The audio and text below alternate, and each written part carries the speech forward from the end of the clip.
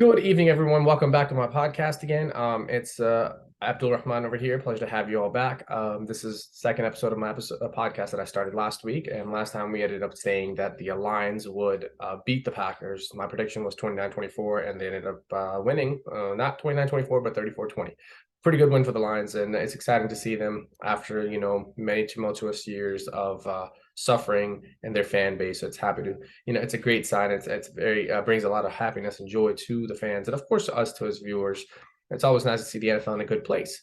Now this year, many of you know that I live in Maryland, and so I'm most affiliated with the Baltimore Ravens.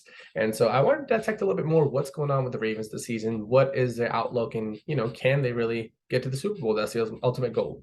So, they've had a good start. They're 3-1. The Bengals in their division are 1-3, which is pretty surprising to most of us. Bengals, I think most of us predicted that they would be competing for the division title. Last year, they won the AFC game. The year before, they won the Super Bowl. So, what's going on again this year? They've had the same team, of course, for the most part. But it looks like Joe Burrow is banged up this year. So that is probably a big part of why the team's starting 1-3. And you can see some frustration after the game, especially last game.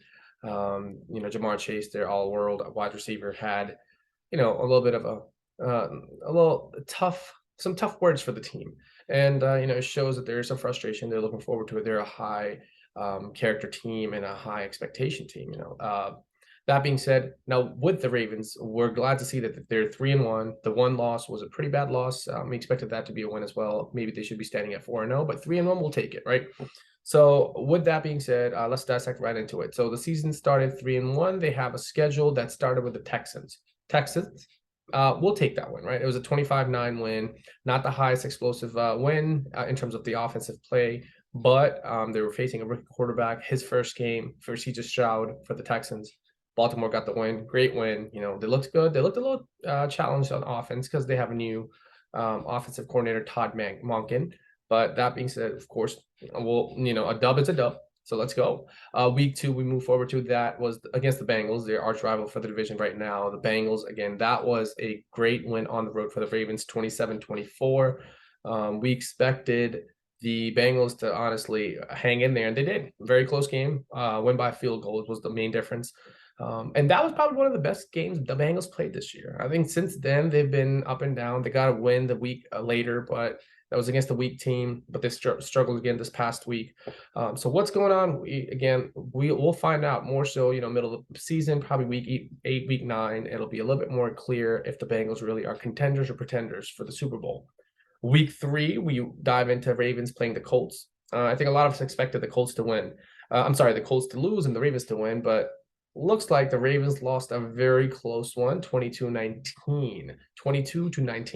And I think that was in overtime. That was a very interesting game. Lamar Jackson probably played the best quarterback play by any quarterback this season. I mean, great. I think over 100 rushing yards on the field, close to 200 passing yards. I mean, what a performance by Lamar. But that was it.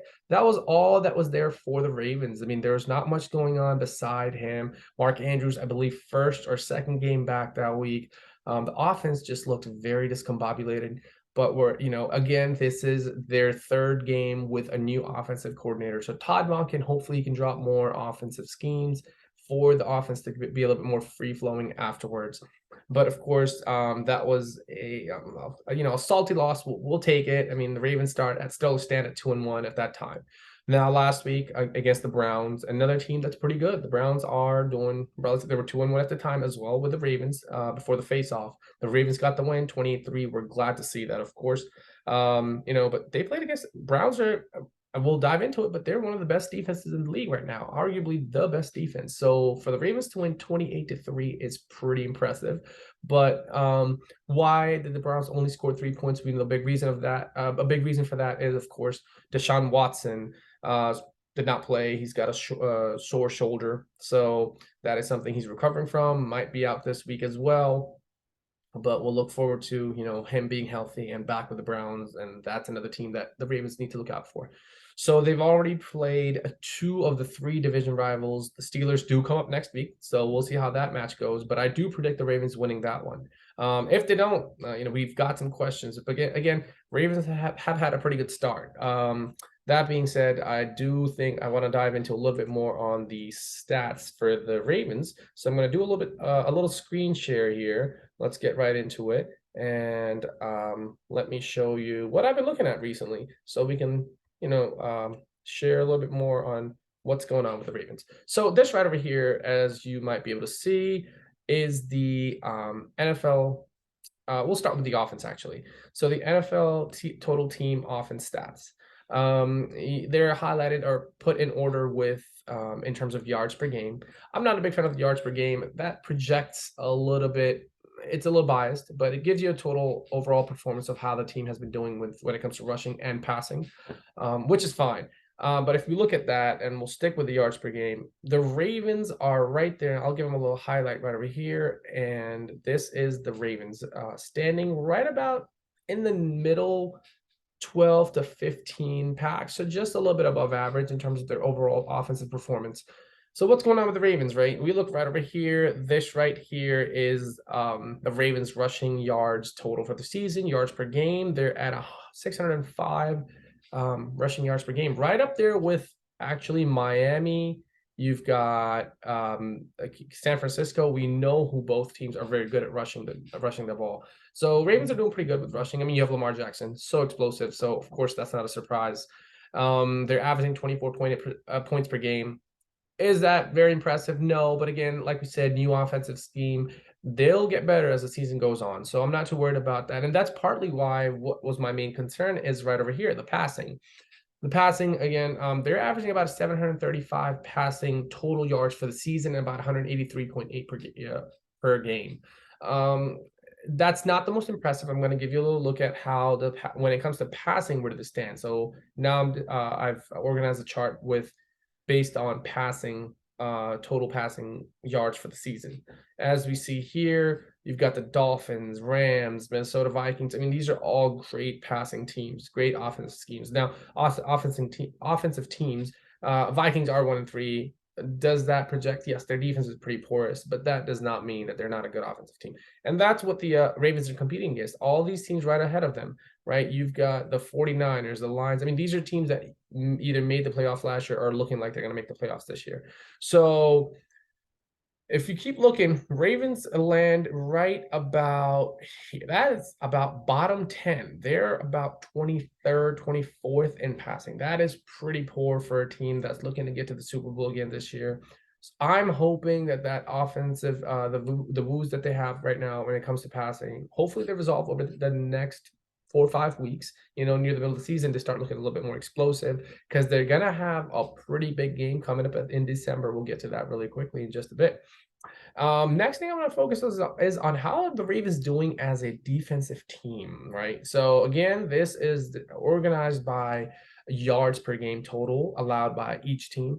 We are looking right over here at the Cleveland Browns, who the Ravens just beat last week 20-3. So they have statistically currently the best defense in the league. So that's good to see that the Ravens got a great win over them. The Cowboys, Baltimore Ravens are right there. Look at that, would you? The third best defensive team in the league are the Baltimore Ravens, and that is including, some injuries that they still have in their defense. So when they get everybody back, it's only worth imagining where they'll be. So I'm looking forward to that. Their yards per game when it comes to passing, they're doing great. There's third again. When it comes to rushing, the Baltimore Ravens are right there at seventh, you can say. So great. They're stopping the run. They're stopping the pass. Again, how much of it does it have to do with the schedule that they've had, right? They haven't had the strongest offensive teams that they've played so far. But you know what? The stats are the stats, and we'll stick with those for now. And it'll, probably middle of the season, we'll figure a little bit more out who the Ravens are once they play a little bit more of a tougher schedule. Next, of course, we want to just focus on a little bit on the turnovers. The only concern I have with the Ravens right now is takeaways. The defense is right there. They're actually standing, total takeaways for the defense has been, the Ravens are in the top 15, right there, 5 total takeaways, which is okay. We'll stick with that. It's in the middle of the pack. Obviously, we're hoping once they get fully healthy, they'll have more turnovers, interceptions, and that probably is going to have to step up, be concerning. considering, how many turnovers the Ravens are having on the offense. So my biggest concern right now with the Ravens would be, if you take a look, the Ravens have had a total of 5 turnovers. That's right there in the middle of the field. As you see, some of the best teams in the league, the Dallas Cowboys, the 49ers, are all standing at 1-1. Not too many turnovers for the best teams, and these are the teams that most people considering will be contenders near the end of the season. So the Ravens, again, they need to really look out for the fumbles. And a big part of it has to do with Lamar. I think Lamar might have 3 of the 4 fumbles that the Ravens have committed so far this season. And that's really concerning for me. I think that's something that Ravens would have to work with him. Lamar needs to be a little bit more careful on the offense, right? He is a dynamic runner, but part of it is protecting the ball. Because if you turn the ball over, there's not much you're going to get out of the offense. And that reflects why their offense is only putting up 25 points per game. They're losing opportunities, right? You maintain that ball, you score on the possessions, bam, there you go. You've got maybe another touchdown in there, and now you're averaging 30 points per game. I'm going to turn the screen share off for you right now. The final point I want to make, ladies and gentlemen, is that let's look at the remaining schedule for the Ravens. I mean, there's a long, long way to go for them. But I was looking just at the next few games for them. They play the Steelers next week in Pittsburgh, big game, rivalry game. There's always some blood in that one. And then we're going to look at, they're playing the Titans next, and the Lions, Cardinals, Seahawks, Browns, Bengals. Now the Browns might have, Deshaun Watson back in, so that's going to be a challenging game. Until then, I see a lot of games where the offenses are going to be great, or the defenses, they're not really going to be playing any team that is well-rounded. They're going to have some weaknesses, so the Ravens might get a W there. But the concern will be with the Browns. If they're healthy, that's great. Browns are going to probably be rolling on offense and defense, probably your first team that they're going to play in November, where they're going to be truly tested. The Bengals right after that week, again, a team that once fully healthy is great on offense, and defense is pretty solid for them. Right after that, they're going to play on November 26th, the Chargers, pretty good of a team. So all the tests are really coming near the end of the season. They play the Rams right after, who might have Cooper Kupp back by then. You have the Jaguars in week 14 for them. And then week 15, that's a big game. You've got the 49ers versus the Ravens on December 25th, Christmas Day in San Francisco. Now, that's where the Ravens truly will be tested. And this could potentially be a future Super Bowl matchup at the end of the season. The 49ers are looking great. I mean, they have no weaknesses currently. The Ravens, another team from the AFC that could meet up with them. So that team, that matchup will be great to see whether the Ravens will succeed or how well they'll play against them, because that'll be a good litmus test for where the Ravens stand in week 15. And they should be doing pretty well at that time if they're looking to get to the Super Bowl. And that's pretty late in the season. They only have 2 more games after that, at home against the Dolphins and at home against the Steelers. So I'm hoping that the Ravens do end up with, a chance to get to the Super Bowl. They end up with a top seed in the AFC, get home field throughout the playoffs, increase their chances to get to the Super Bowl. That being said, they've got about, 4 games in. They've got about 13 games left. So I'm going to predict that the next 13 games, they have about 3 more losses. So with 3-1 and another 3 losses, they're going to have 4 losses. So it's standing at about 13-4. That looks pretty good for a first or second seed in the AFC playoffs. So we'll figure out. I think they're going to have some challenges, but they'll figure it out soon. But that being said, again, I'm going to stick with the Ravens going to the Super Bowl. Let's go Ravens. Ravens Nation every day. Until next time, you all stay safe, and I'll catch you soon. And if you have any feedback, leave it in the comments. I'll be back with it. Have a good one, ladies and gentlemen.